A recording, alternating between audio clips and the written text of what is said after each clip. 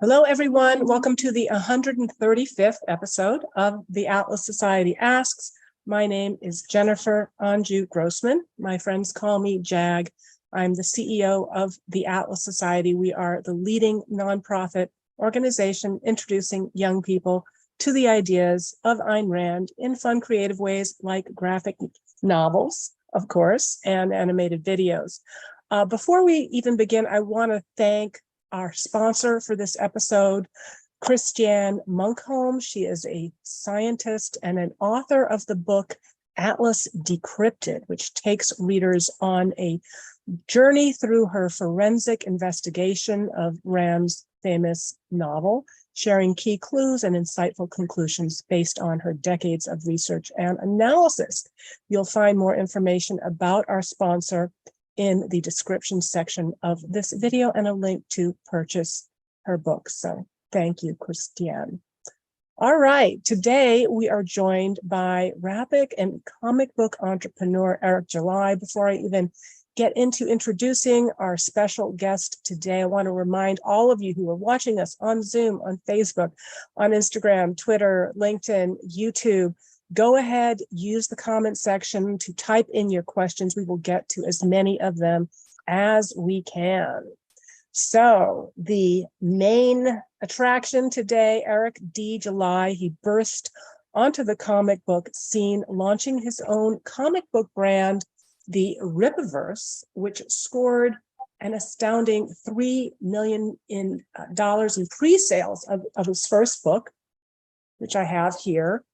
The book introduces an African-American hero fighting for truth, justice, and freedom. Eric is also a rapper and popular YouTube creator who co-founded Being Libertarian to build community of liberty-minded people on a mission to spread liberty, speak out against nonsense, and work towards a more free and prosperous society. I love that mission. Eric, thank you for joining us. Thank you guys so much for certainly having me here. I'm happy to be here. So we love to start with our guests' origin stories, and you have a particularly interesting one. I understand you've had some real challenges, including getting swept up early in life and in gangs, and even being shot. Can you talk a little bit about growing up, some of what happened, and how you got away from that lifestyle? Yeah, it was, it was so standard. It's crazy to look back at it now, the way that I kind of grew up and how kind of standard it was, that even to this day, it's kind of mind boggling that, that was a thing that me of all people were certainly in. But to your point, yeah, I was a knucklehead growing up, certainly, one of those young, folk that was not just necessarily terrorizing like their own communities, but, I was more so wouldn't like drugs or anything like that I was into. It was more of just, getting into it with rival cliques and whatnot. And it was such a silly thing to kind of be doing, certainly in my latter half of my high school days. But, that stuff started to impact, people around you, and that's when I kind of the wake up call for me. It's one thing for myself to get threatened at school or someone to try to jump me at school. But, when you get people caught in the crosshairs kind of there, or crossfire, both literally and metaphorically speaking, it's one of those things that became kind of a wake up call for me. Now, my ticket out of kind of which I needed to getting out of Dallas was my legs. I was a track and field athlete, a very, very good one. And that was my ticket out. I ended up going to the University of Memphis right out of high school. And then, of course, finishing my collegiate career at Texas A&M University in Corpus Christi. So it was certainly a long time coming, but it could have went a different way, certainly. And thankfully, with sports, that was my ticket out. And I had a lot of growth, both spiritually, economically, you name it, philosophically, going into, 18, 19, 20, certainly years of age. And I couldn't be any more opposite of what I was as a knucklehead growing up in comparison to who I am now. And also politically, right? Absolutely. You entered politics with more of a far left perspective, and maybe talk a little bit about that evolution, whether there were any particular writers or people that influenced you in that journey? 100%. Like that's, I was, again, run of the mill leftist, everybody kind of where I was from, certainly in part of my family. That's just, even if you don't know that's what it is that you are, that's just kind of what you grew up believing in, that supporting Democrats, especially, and what have you. And of course, as a college know-it-all, I thought that I knew it all, wrongfully assumed that I did. And I remember used to, definitely when I was in Memphis, that was really my first big time kind of seeing so many different cultures, right? Kind of concentrated in one place. And, I'm going to be completely honest, what got me to learn more about economics and the political kind of end of the spectrum was being shamed out of my positions. And I say that by way of losing arguments, not even joking. Oftentimes, and the young people will certainly feel me on this, you think that you know everything. And, you come across people that are clearly more equipped than you are to have these sort of conversations. And in order to not feel bad about entering into conversations, having not known what I was talking about, I wanted to get more knowledgeable on some of these issues per se. Now, economics was something that was one of the, I guess, subjects that was certainly the subject that got me into a different line of thinking, right? But even when I was still in my box growing up, I wanted to learn more about, like, hey, what are the Black economists saying? And what are their perspectives? Thankfully, I led to I ran into the likes of both Dr. Thomas Sowell as well as Dr. Walter E. Williams. And it completely changed my life, like, in an instance. It's definitely reading books like Basic Economics by the great Thomas Sowell, understanding what Walter E. Williams was trying to, rest in peace, was trying to relay with concepts and documentaries, be it The State Against Blacks and all of that. And that led me into, again, other schools of thought as well. Coming from that, you had Soul and more Chicago stuff that leads into Friedman, and then you take that, and next thing you know, you're reading more Austrian economics and the likes of the Rothbards of the world. And that kind of just, it was no turning around from there. And just valuing liberty was something that I put first and foremost in everything it is that I do. So that was kind of my political growth there. It started certainly with economics. Well, I think maybe there's a lesson in there, because the Atlas Society works with a lot of young people who feel very outnumbered as objectivists and as libertarians and conservatives on campus. And sometimes it's tempting to despair and say, well, I'm not even going to try to debate.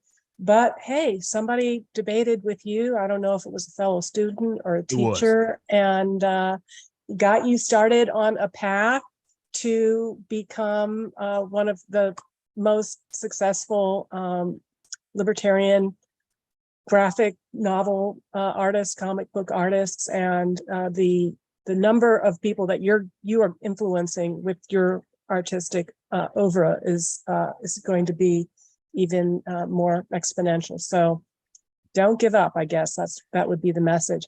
Now, but before you started on your comic book career, you helped form a band called Backwards in 2014, which has been described as the libertarian rage against the machine. So can you tell us a little bit about that, how you got into music, and perhaps a bit about the power of using art to help connect people to good ideas? That was first and foremost, music has been, and I will just preface it by saying this, I would say my greatest vehicle, aside from what I'm doing right now with the Rippaverse stuff. My first big kind of hopping on the scene and really being able to reach people and resonate with them with this message of liberty, it was with music, 1,000%.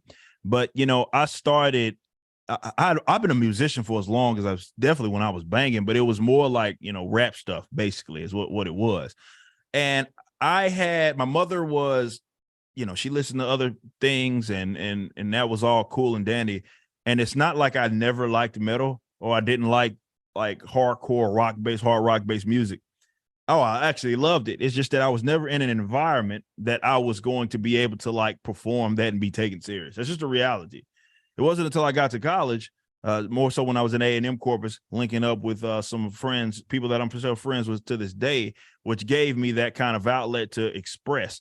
And that was, I was started in like more of the metalcore scene. And that was back when like metalcore kind of everybody used to have keyboardists as like part of their metalcore groups. And that was my kind of ticket in, because I could play piano.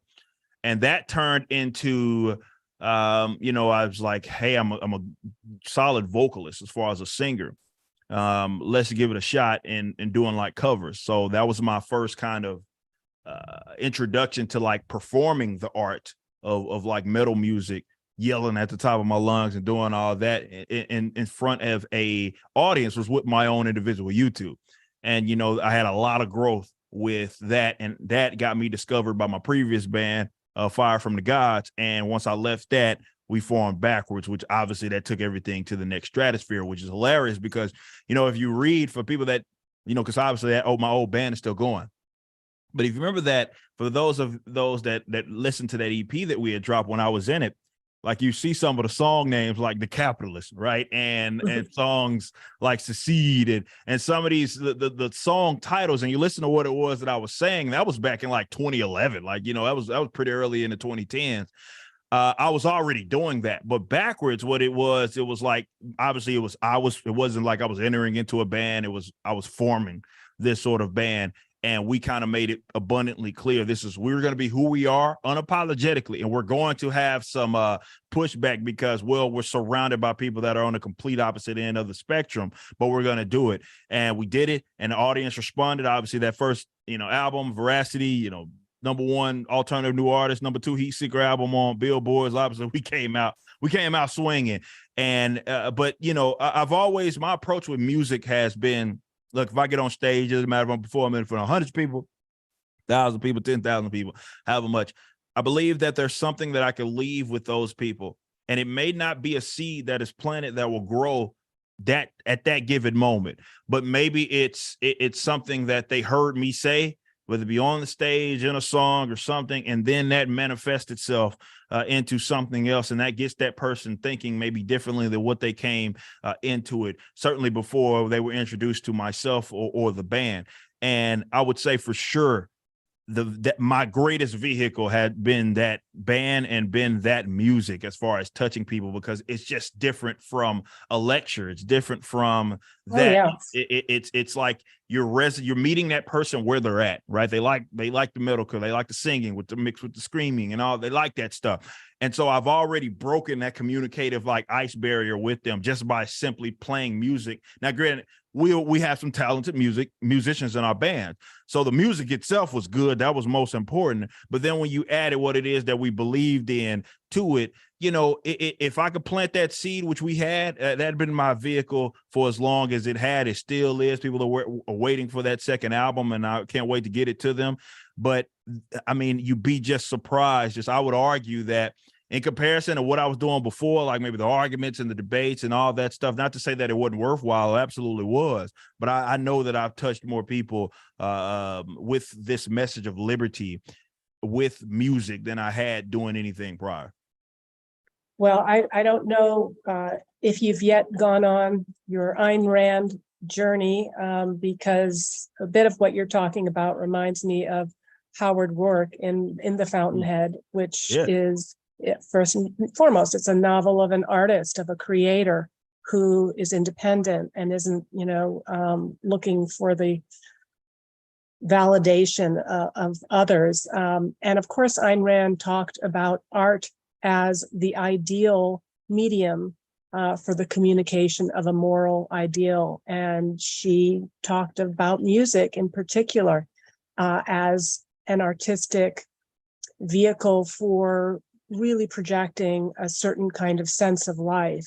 Whether your sense of life is all about fear and resentment and victimhood, or whether it's about, hey, the world is open to us, we can create something beautiful, and that we are capable of achieving great things. And that, I think, is the kind of sense of life that she found in music that resonated with her. Now, I want to remind those of you who are watching I see the questions already piling up, so don't delay. Get in there, start typing in your questions. I am going to get to them. But of course, I really want to hear about your comic book journey and how it got started. Of course, your new comic, I'd like to hear without, any spoiler alerts, maybe getting to a little bit about the story itself. And the incredible story of how you funded this enterprise and the reaction to it. I mean, I know you're right in the thick of mailing out, the copies. So take it away. Yeah, so obviously the Rippaverse was something that I did not think that I was going to be able to pull off at such a young age. Like, being completely honest, like I was, I like comic books. It's something that people that are kind of comic book guys, everybody wants to be able to write for the big dogs or do something like that. And I would think that, yeah, maybe I have that chance, but it's not going to be until I'm well into my 40s that I'm going to even have a shot at doing something like that, because it's going to take a lot of work. And thanks to the, we go back to the music and everything, the commentary, everything that I did, it allowed me to have stored away a bunch of money so I can make this happen. And considering that, let's say, American comic books and graphic novels aren't in the best spot right now, as far as like who leads the charge with the big two, for example, in American superhero comic books, it wouldn't have been a better time than right now. Just period. It would not have been a better time. I had to get out there and go do that, and make sure that I did it the right way. And I launched the Rippaverse. I funded it, put in like a couple $100,000 of my own money, and getting the great Cliff Richards and Gabe El Taib to do the artwork that are part of it. And I wrote everything. So, it's not only the company that I launched, but I did write the actual book. And those guys are industry veterans. They had done work for DC and Marvel, and those guys were incredible. And to work with them and to be able to make that happen. Now, yeah, I expected to see some level of success, but no, I did not expect to make $3.7 million. That was never the expectation. It just goes to show that the demand was certainly there. And Isom itself is kind of this brainchild here, because I had this big universe Bible that I was building up. I did all this, and he was one of the first character, actually the first character that it is that I created. And his design is purposely the way that it is. It's more simple. It's more sleek, and you can at least identify it if you are like an old school guy, like comic guy. But it has that level of originality that can introduce people that maybe are just wanting to get into this sort of stuff. So Isom, the story itself, it was difficult because it wasn't just about launching him and the character. It was about launching the entire universe, right? Because that's one of my main talking points if you read the Rippaverse Code of Ethics, and that, the whole continuity in this expansive universe. So I wasn't just launching him. I had to launch this universe. So I had to introduce other cool characters as well. And I think we found the happy medium. But it's about, of course, Isom, the character of Avery Sealman, who lives out on his own ranch. He used to be an actual superhero, of course, by the name of Isom. And what he had ended up doing, there was a tragic event that we will be, of course, expanding on later, that caused him to kind of hang it up. He didn't want to do that. He lives in his own ranch now, doing this kind of self-sufficient kind of life of his. But they have a mutual kind of, let's say, family friend who goes missing, that, of course, the sister of Avery wants him to go check it out, because the last that of her whereabouts was in connection to one of Avery's old friends from back in the day. So that kind of sends him on this journey of running into so many different issues, running into other characters, because he's having to go back into this city. So it's one of those things that if you want to get into a new comic book universe, well, the creator of it doesn't hate you, I think the Rippaverse and Isom #1 is a great starting point.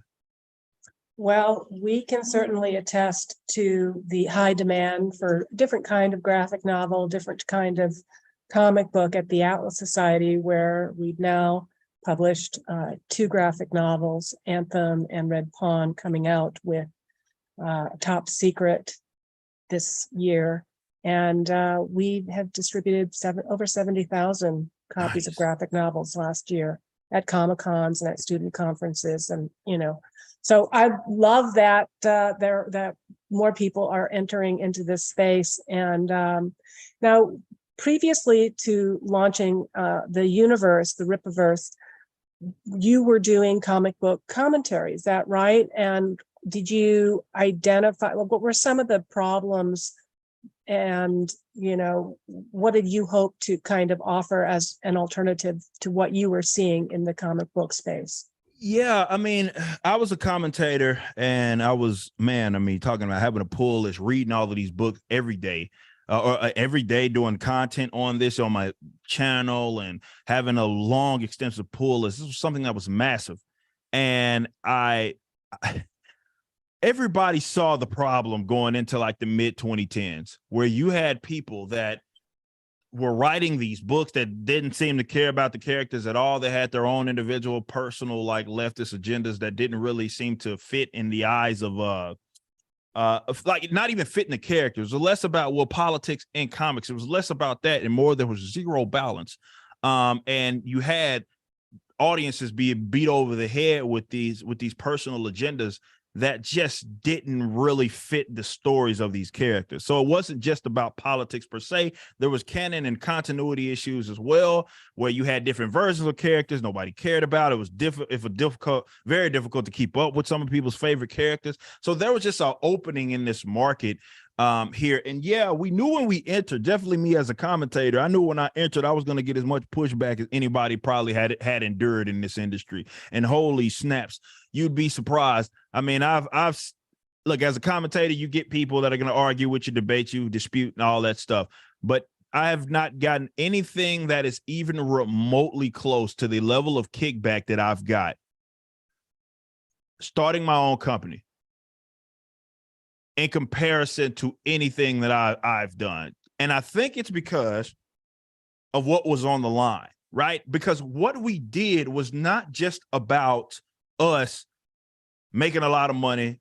It was also, we weren't going through what they deemed as the proper channels, right? So this is a completely, for people that don't know, this is a completely independent project. So not only do we publish our own work, we distribute it, right? And for those that don't know, you had companies like Diamond, for example, who basically distributes everybody's stuff. That kind of changed after 2020. Right.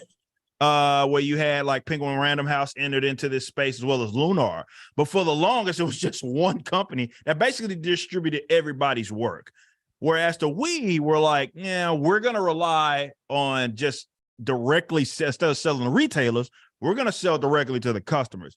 So our sales are going to be a lot more honest because, with the grimy stuff that kind of happens. And let me say this, the numbers with comic books, American comic books, the sales numbers are kind of iffy because nobody actually knows if those enter into the hands of customers. Oftentimes it's like, well, it was an incentive variant and it's just sitting on the shelf at a retailer.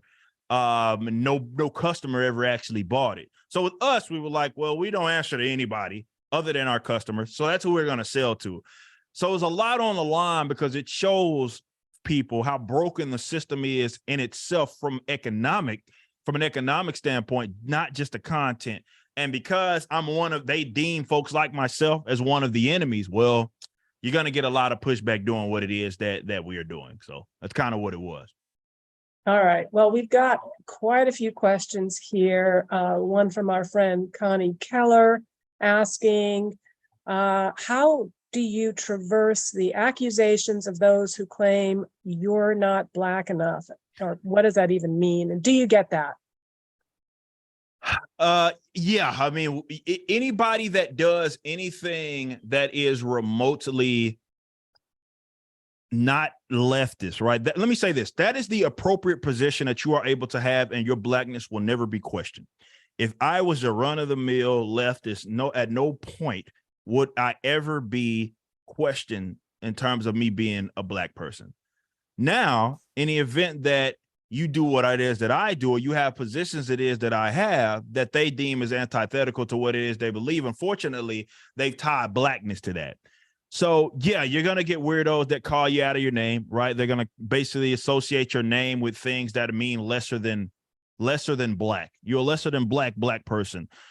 because unfortunately to them, leftism, I guess, is what it means to be black.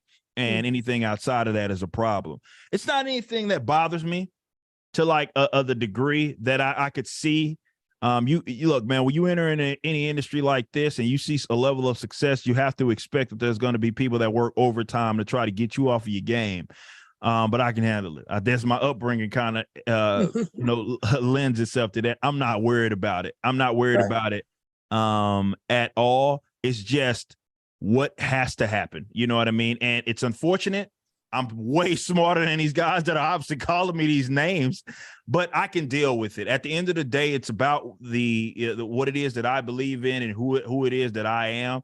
And I know that it's generally just some idiotic goofball that's just saying something being completely silly in the event that they call me out of my name simply because I have a position from the approved narrative. Well, we may have taken care of this next question, but I had to fit it in because it's Alex Timmer on Facebook saying that he loves everything that you do, Eric. And he questions, how do you keep up a positive mindset with all the haters that come after you regarding Isom? And maybe it's just kind of knowing where you came from and being confident. That's part of it. Knowing what I like. I mean, I worked incredibly hard to get where it is that I am. And the audience response is huge. Okay. That's what I'm doing it for. I'm doing it for my customers. So, it's very easy for me to just continue to do what it is that I'm doing when I don't answer to these guys, right? Often the people that are going to call me the ugly names and try to get me off of the game, concern troll, do all the weird stuff to try to suggest that you're not legitimate because you didn't do it the way they would do it if they had the access to the resources that you did. I'm not doing it for them. I'm doing it for an actual willing paying customer, and they've responded, right? We can't even speak in hypothetical anymore because, we sold over 60,000 plus books and even more so in merchandise to willing paying customers, and the vast majority of them were satisfied. That's all that matters. So I'd rather grow that, continue to grow that, as opposed to listening to some weirdos not like me, you know what I'm saying?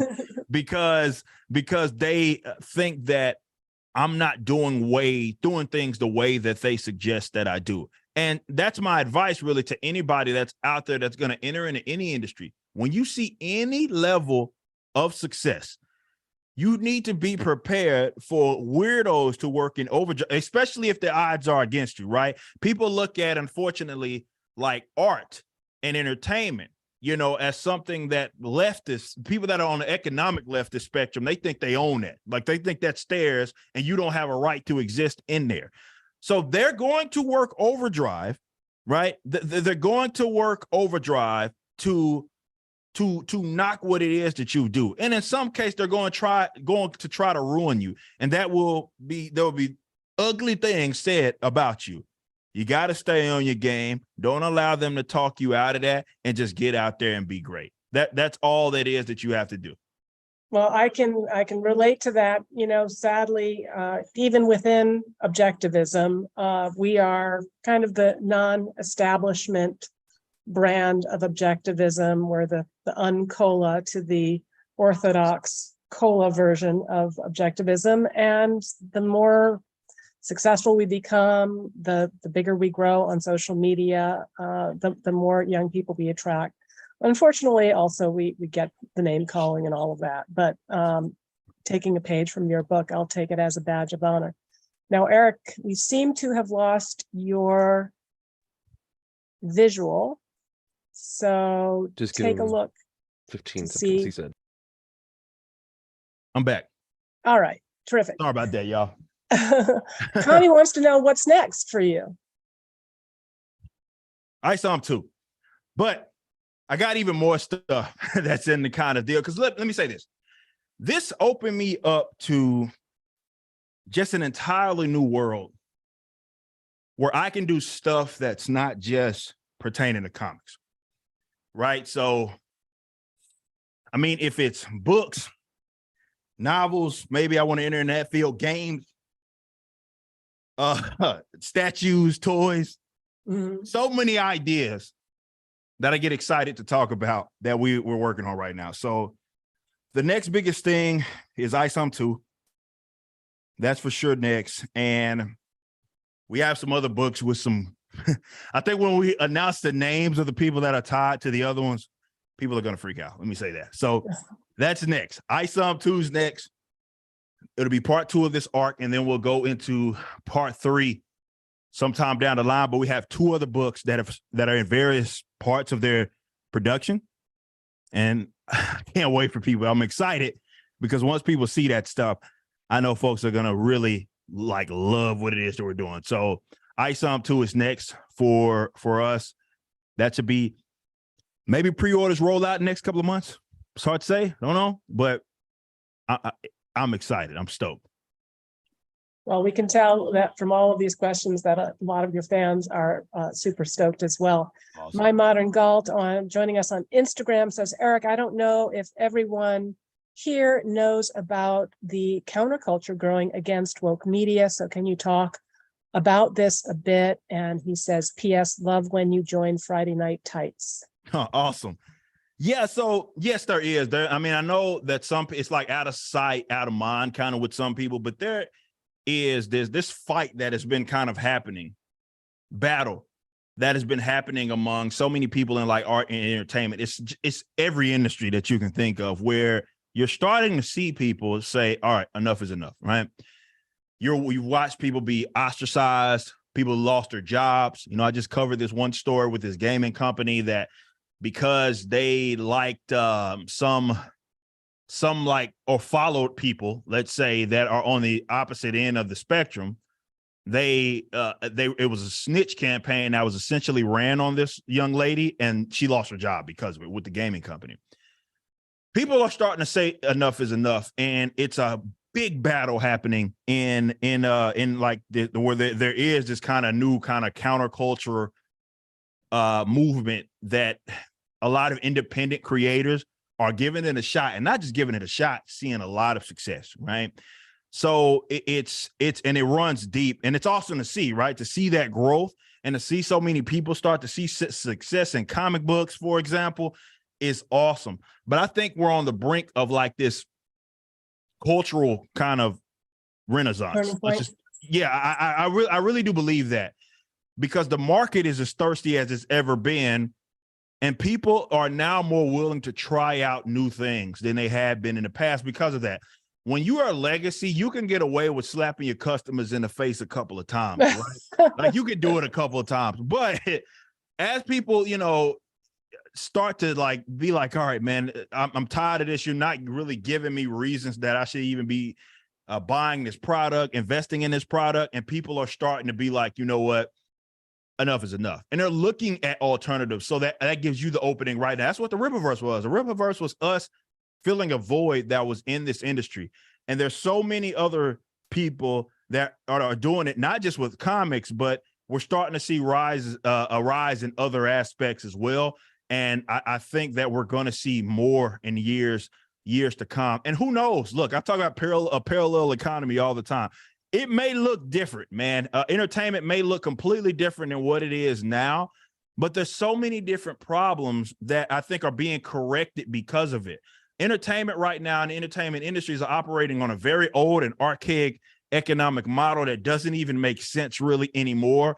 Even like the aspect of like crowdfunding changed the game completely now, where people aren't having to depend on like massive publishers to even get their work out anymore. That's a thing of the past for some people. So it's just so many opportunities it wasn't there. And you're starting to see a growing like kind of counterculture of not just customers, but creatives that are saying, you know what, I'm going to give the customers what it is they want. And it's very exciting to see. All right. On Instagram, the Armstrong asks, where do you think that people need to push back the most against woke culture? Comics, TV, movies, music. I guess another way to frame that, maybe where is sort of the gatekeepers, the woke culture, the intolerance, the worst in these different sectors? I would say, because you're in all of them. Yeah, exactly. I would say it's probably the worst when you start entering into like TV and animation stuff. it's probably the worst. Definitely when you start to get into some of these weirdos and their unions and all this stuff, like, and because of the expense, it's maybe a little more difficult to compete, let's say, if you are even going to enter into the counterculture. But, you know, we all point to like Gina Carano as one of the, like, that was one of the more egregious examples. You know, this person who was, Star Wars has been on, I mean, fumes anyway, but they had one decent character that they had introduced that happened to be a female character, and they threw it all away because, well, they didn't like where her politics were at, right? And I've had the you know, I've a dinner with Gina Carano. We talked. She's an awesome, lovely person.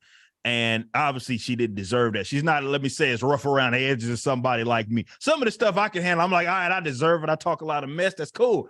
But with people like that, like, she's the last person that you would think something like that would happen to. But they did it. And we saw her basically be like almost like sacrificed and made an example of by the entire industry to say, if you push back and we try to whip you in shape and you don't listen, this is what happens to you. And it's still talking noise. She's doing her own kind of thing right now. You know, she had that new movie that came out, and she's doing her own thing, and I commend her efforts. But I would say when you see stuff like that happen, that's probably what makes it worse. And I think it's more pertaining to the legacy stuff. Like, it's with comics, we were able to break that, and I think entertainment, or excuse me, TV and like movie, that industry needs that as well, where people are just more willing to just consider other things. And it also is a little bigger of an expense than, like, let's say, making a comic book. All right.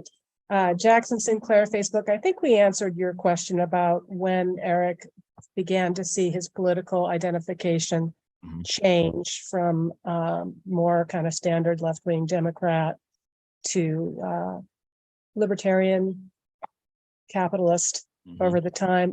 DM Guardian, Twitter. How does it feel to see people already dressing up as characters from your comic before it came out? That was, it's something that I don't know if I'm gonna ever be able to get used to. Not even joking. I don't know if I'm gonna ever be able to get used to it. That was crazy. I went to, it was right, like, it might have been the month before the Rippaverse actually launched. It was the month that, I think the month that it did launch, or right before, I can't remember, but it was very close. And, you know, I saw, it was two. I was at Anime Mach Series, this big convention for more of the Japanese stuff, like, you know, manga and anime. But there's some American like superhero stuff that goes there. But I was there as a panelist for a couple of different panels, and I had my own booth there.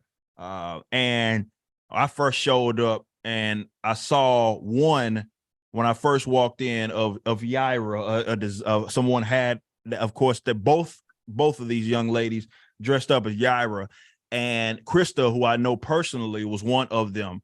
I had no idea that she was doing that, though. It was kind of, I was like, what in the world is that? And they did phenomenal jobs. It's not like, you know, I had come up with something that they could purchase to buy the costume. No, they were making that stuff by hand. And it was amazing. It made me more appreciate the craft of, like, cosplaying, for example. But it's still something that I just don't know if I'm gonna be able to get. It's cool. Like, I'm saying that in a good way.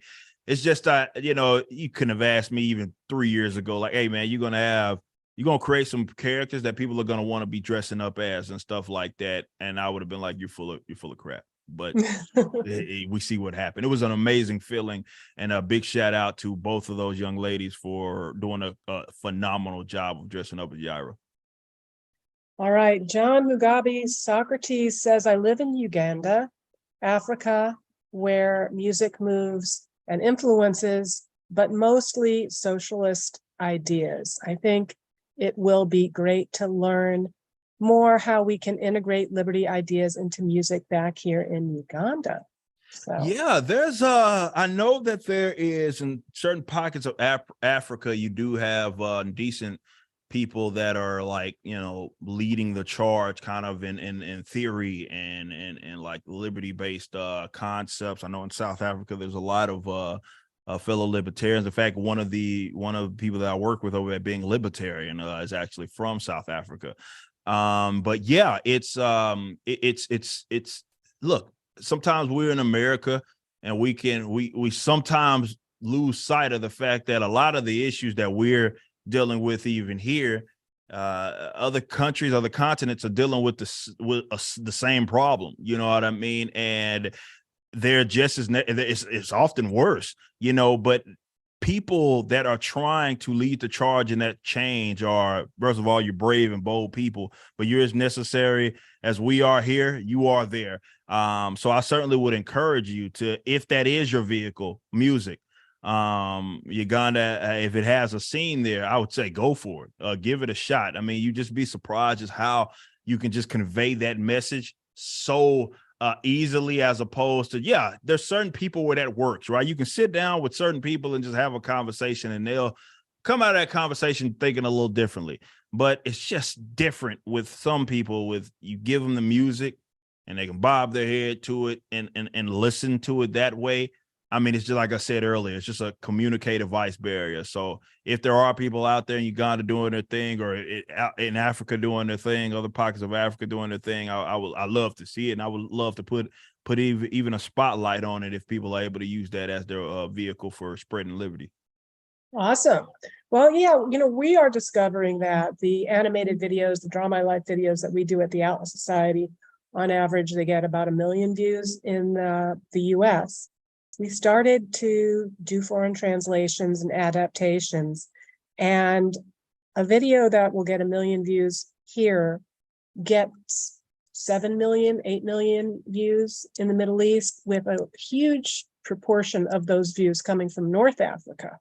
So sometimes you just got to experiment and put it out there, and you'll be surprised what is coming back and where that leads. So excited to see that we've got people from all over the world watching us today. We're also going to keep putting that link to buy Isom and pre-order Isom book 2, so we can keep this going. John Keel, no question, he just wants to say, Rand said, as I said earlier, art is the indispensable medium for the communication of a moral ideal. Thanks to Eric for getting this done. Shout out. All right. Zach 157 on Instagram asks, was there any fear in the costs you paid up front? You know, because you took a lot of risks. Oh, baby. Yeah. Yeah. I mean, it was a risk. I mean, that is putting it lightly. I saved it, make no mistake. And it was one of those things where, man, I put up, every time I was spending money, I was like, golly, man, this is racking up there. You know, I saved it, but you know, it is going up there, and it could have went the other way. I mean, think about it. For most businesses, that's exactly how it goes. Right. You know, yeah. you Most small businesses don't succeed. Yeah, exactly. So it could have just, you know, got burned. Well, I wouldn't say put on fire, but I could have lost it. But, you know, I think that's a testament to the industry, the market in itself, and certainly to this wonderful team that we have over at Rippaverse Publishing that just put out a project that people absolutely wanted, as well as a big part of our thing was the word of mouth. You know what I mean? That was a massive part of our I didn't spend a dime on marketing. So that was what it was. It was on the backs of people out there making videos, just regular people. You know, maybe they have big channels, maybe they have small ones. Of course, the people that, you know, someone brought up Friday Night Tights earlier, of course, big shows like that. Those guys are big time supporters of ourselves, but there were also people that just had smaller channels that, you know, we kind of got a little fandom that was getting started. Like, you know, that's what it's about. And it's also, we have to give a big thanks to those guys for making something like this happen, because it could not have been obviously happened without you guys. I thank the customers so much, but it could have went another way. Thankfully it didn't, but man, I won't say nerve-wracking. Maybe that's not the proper term, but again, as I was getting up there in the hundreds of thousands, I'm like, golly, man, every payment started to hurt, like every one of it. But I believed in this, and again, thanks to the customers for catching me. Did you have people around you that believed in you too, or did you also have people that said, you know, this is crazy, you're going to fail? Well, I mean, obviously my haters told me that it would never come out. You know what I mean? And in fact, I remember it was a little bit of both. We had, of course, a lot of supporters that were already baked into my audience that were very stoked for this to happen. And this isn't like my first creative project. I've been a musician. I've been a writer, ghostwriter for over the years. So I built a rapport with my audience, and I've never failed them in anything that I've done. I've delivered on it. That obviously helps so much. But I remember just in keeping it independent, there were even people that were on my, like, our general side of it, not enemies, right? That were like, okay, you shouldn't have done it this way, right? Like, as in paying all that money to, let's say, have this big book. Why did you have more of like the 20-page with 15 pages of ads like the big two? Why did you do it like that? Why'd you do it like this? Is what they would say. And even, for example, we hosted the entire thing on our own website. The entire thing was on our own website. I didn't go through other like another company as hosting that. So that was, a lot of money went to the website building, and people insisted that was a bad investment to do it. And like, for example, even though we technically didn't crowdfund per se, because we took the vision of what one looked like, a lot of folks suggested, why don't you just use Kickstarter or Indiegogo, right? And now I think after making 3.7 million, I made the right decision, because they get like a decent percentage of those. That's money that I could be using to reinvest. Now, if I'd have went through Indiegogo and made, let's say, 3.7 million, well, they would have had their percentage of money that I just wouldn't have got back. So it was some people, the haters did what they did, but even with some of the people that were not haters, you know what I mean? And maybe they even meant good. They thought what we were doing was risky, and we should have maybe went a different route. Now, you talk about the music and the primary responsibility to create something that people enjoy, that gets them moving, that gets them smiling, gets them thinking. And then also, of course, with this product, just something that's a quality product, something that looks beautiful, something that gets delivered, something that has an exciting kind of page-turning story. But like even Ayn Rand, she did that with The Fountainhead and Atlas Shrugged. Those are books you can't quite put down, but they did have themes. And The Fountainhead is about the ideal man, a creator, artistic creator who won't compromise his vision for anybody, including for the sake of the woman he loves. So it's really about integrity, artistic integrity, and pursuit of excellence versus mediocrity, independence. Atlas Shrugged, also then taking that and projecting it on an even more sort of social and political scale in terms of capitalism, talking about envy, and about creative people not allowing themselves to be sacrificed to others or guilted into feeling bad about their accomplishments. So with that said, can you point to any of the themes that you were either consciously, unconsciously, or even in retrospect working with in Isom?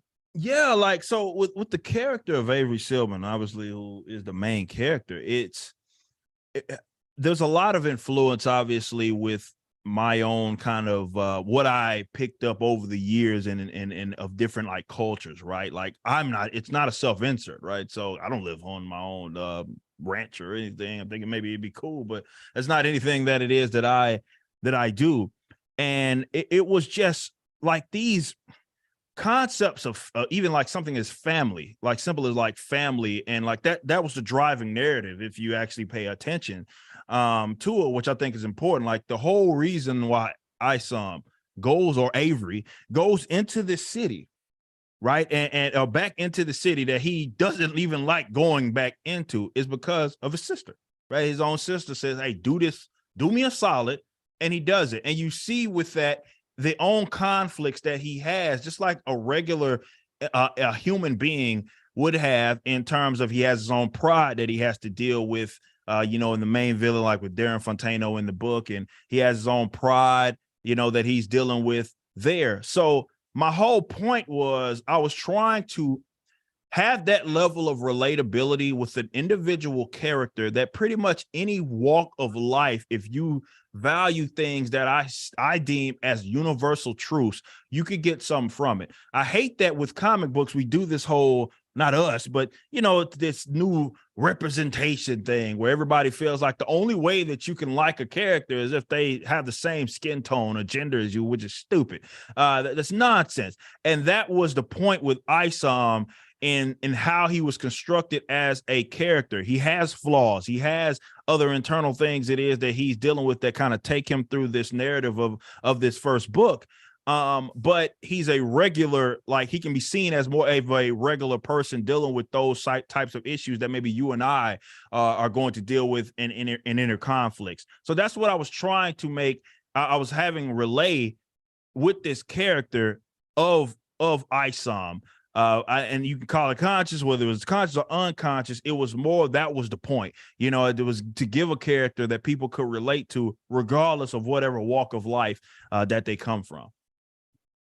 Well, fantastic. And we're just about nearing the top of the hour. So Eric, I don't know if there was any question you wished I had asked or any other final thoughts or things that the people should know about you or where they should follow you.